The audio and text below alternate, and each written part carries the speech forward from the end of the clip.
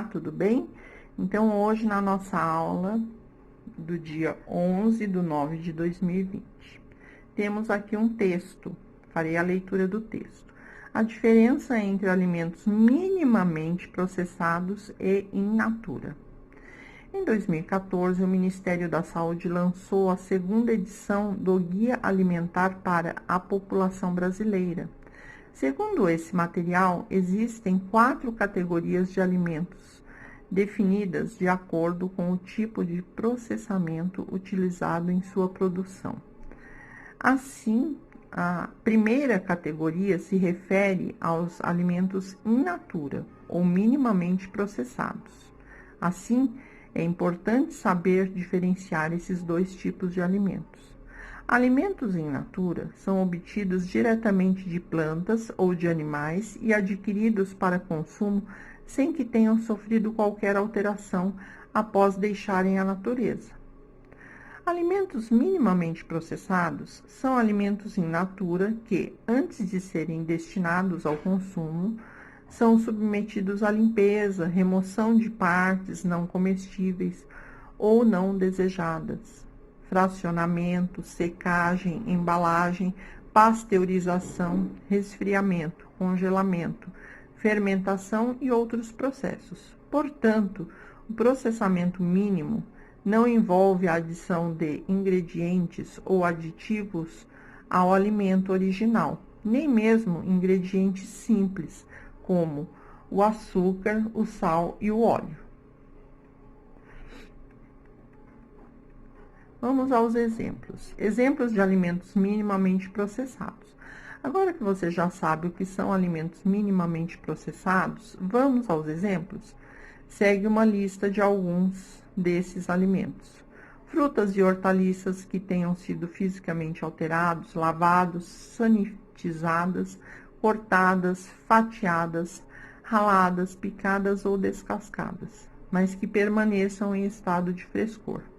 Sucos de frutas pasteurizados e sem adição de açúcar ou outras substâncias. Cortes de carnes resfriados ou congelados.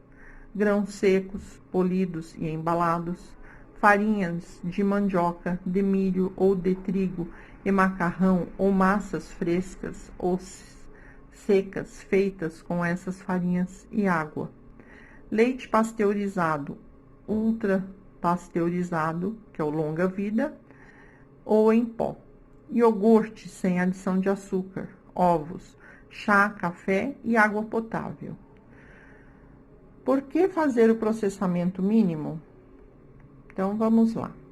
Alimentos in natura tendem a se deteriorar muito rapidamente e, portanto, é a principal razão para realizar o processamento mínimo, ou seja, aumentar a duração dos alimentos in natura, preservando-os, tornando-os apropriados para o armazenamento e aumentando sua disponibilidade no mercado. Além disso, o processamento mínimo também torna os alimentos mais agradáveis ao paladar, devido à moagem ou fermentação, por exemplo. As barreiras de segurança alimentar. O processamento mínimo não torna o alimento estéril, apenas favorece a redução moderada da flora microbiana presente, exigindo assim um processamento de refrigeração eficiente, de forma a evitar o crescimento de micro-organismos patogênicos e deteriorantes. Além disso, também requer condições especiais de embalagens para garantir sua segurança. Então, a barreira de segurança que gera o processamento mínimo também evita o crescimento de bactérias, né, micro-organismos que podem fazer mal à saúde. Não impede totalmente, mas retarda e evita bastante, ok? Então, responda. O que são alimentos in natura? 2. O que são alimentos minimamente processados? 3. Cite 3 atividades feitas para os alimentos minimamente processados. 4. Cite 5 alimentos minimamente processados. 5. Quais os benefícios do processamento mínimo? 6. De acordo com o texto, o que é barreira de segurança alimentar? 7. Fale sobre os prejuízos destes alimentos. Então, no 7, nós temos aqui umas imagens. Olha aí, temos aqui um pastel. E eu gostaria de falar que vocês escrevessem, falassem o que o pastel tem que é prejudicial à saúde, né? Porque é uma massa, né? Tem um recheio, pode ser queijo, pode ser carne, parece até saudável, mas o pastel, ele tem algo que é prejudicial, traz alguns prejuízos. O que seria?